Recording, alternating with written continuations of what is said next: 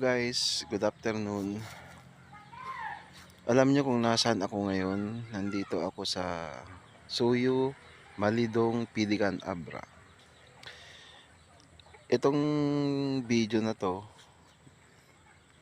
ito yung kinalakihan kong lugar nung bata ako. Yan. 50 years old ako ngayon. So, way back, sabi mo ng 10 years old, 40 years ago, ganito ang itsura niya. Bumalik ako. Ang nakakatuwa, yung the same feeling nung bata ako, 10 years old. Yun pa rin yung nararamdaman ko ngayon.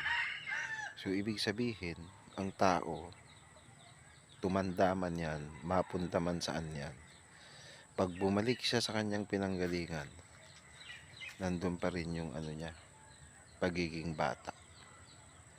Yan. Nakakamiss, miss na miss ko tong lugar na to. Alam nyo yung palayan na nung araw, yan ang playground ko. Pag panahon ng palay na ganyan, tapos gumagawa ako ng panghuli ng ibon, yung taay kung tawagin. Tapos kunana jangkel ko, uray na sumiingitin, huy, sarding mo na itan, maulig ka dita akong kunana. Pero ang saya-saya kasi yun yung playground ko. Ngayon ayan na yung ano, ngayon ayan na yung ano, yung likod ng bahay namin, no. Kita mo, gubat na.